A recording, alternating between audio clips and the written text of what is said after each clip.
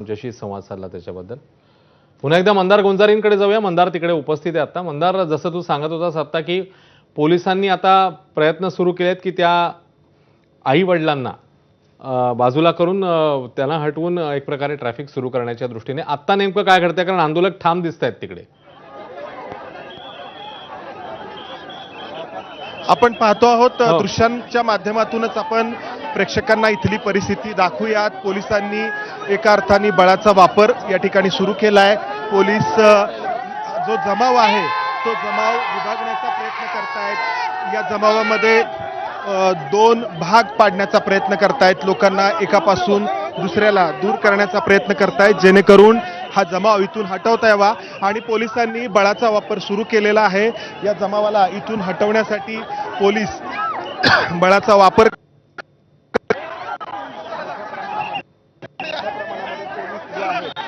बळाचा वापर करताना दिसत आहेत। या ठिकाणी पोलिसांनी बळाचा वापर सुरू केलेला आहे आणि या ठिकाणी पोलिसांकडून पूर्णपणे या महिला ज्या आहेत त्या महिलांना देखील पोलीस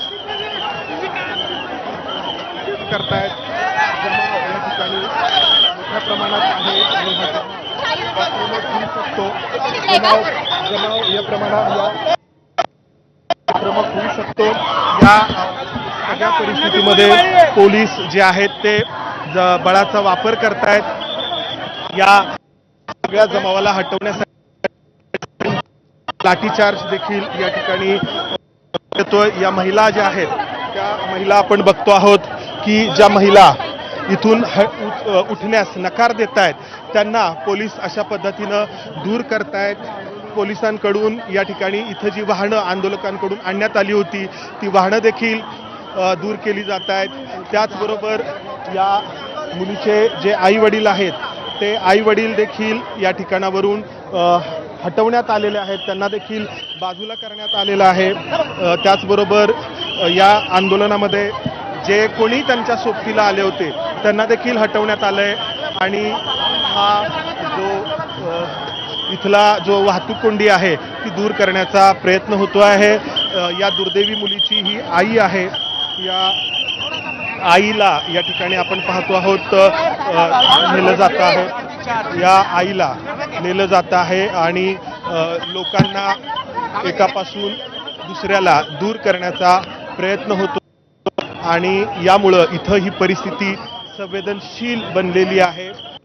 कडून पोलिसांशी संवाद साधण्याचा प्रयत्न झाला मात्र या संवादाला कुठंच यश आलं नाही।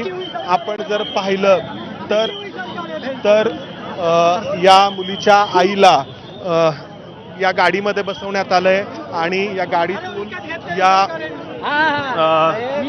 मुलीच्या आईला आणि तिच्यासोबत असलेल्या त्यांच्या नातेवाईकांना इथून दूर नेलं जात आहे जेणेकरून इथला बाकीचा जो जमाव आहे तो बाकीचा जमाव देखील इथून हटवता यावा आणि हा जो महामार्ग करण्यात यावा। कारण कित्येक तासांपासून लोक या वाहतूक कोंडीमध्ये अडकलेले आहेत। आपण या प्रकरणाच्या दोन्ही बाजू दाखवण्याचा प्रयत्न केलेला आहे। एकीकडे या मुलीच्या नातेवाईकांचा त्यांच्या आप्तेष्टांचा उद्रेक आहे तर दुसरीकडे वाहतूक कोंडीमध्ये तासनतास अडकल्यामुळं झालेले लोकांचे हाल आहेत। या ठिकाणी लोकांचा हा असा या ठिकाणी पोलीस प्रशासनाचा फोर्सचा वापर करून पब्लिकला हटवण्यात येत आहे। फडणवीस साहेब विसरले वाटतंय, चिमुरडीचा जीव गेलेला आहे, बलात्कार केलेला आहे, याला एन्काउंटर केल्याशिवाय आता ही पब्लिक जाणार नाही। महाराष्ट्रामध्ये न्याय आतापर्यंत हेच प्रकार एक नाहीये, असे दररोज एक दिवस आड प्रकरण होत आहेत महाराष्ट्रामध्ये। कधी न्याय? महाराष्ट्राचे गृहमंत्री काय झोपलेत का? आणि मुख्यमंत्री साहेब न्याय पाहिजे, न्याय, असं पोलीस बळांचा वापर करून किंवा आंदोलन शांततेचा भंग करू नका। तर आपण पाहिलं या लोकांच्या या भावना अतिशय तीव्र आहेत।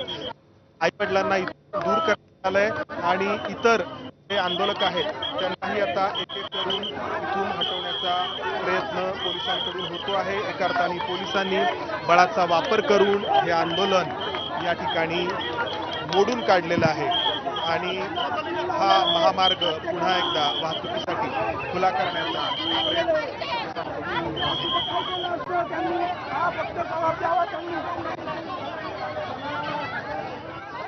मोठ्या प्रमाणामध्ये या ठिकाणी आपण पाहतो आहोत, मोठ्या प्रमाणात या ठिकाणी या मुलीचे जे वाहनं जी आहेत ती आता हळूहळू मार्गस्थ व्हायला सुरुवात झालेली आहे. वाहनं आता हळूहळू पुढं काढली जात आहेत. गेले कित्येक तास जे लोक वाहतूक कोंडीमध्ये अडकलेले होते त्यांना इथून आता जाता यावं यासाठी पोलीस प्रयत्न करतायत. एक एक करून आता ही वाहनं पुढे निघालेली आहेत. या वाहतूक कोंडीमध्ये कित्येक तास लहान मुलं असतील किंवा रुग्ण असतील, ज्येष्ठ नागरिक असतील, हे सगळे अडकून पडले होते आणि त्यांच्याही अक्षरशः जीवावरती ही परिस्थिती बेतलेली होती. दोन बाजू आहेत या सगळ्या प्रकरणाला. एकीकडे या दुर्दैवी मुलीवरती झालेला अत्याचार, तिच्या कुटुंबाच्या नशिबी आलेलं दुःख, आणि दुसरीकडे आपण आता आम्ही आंदोलनामध्ये एवढं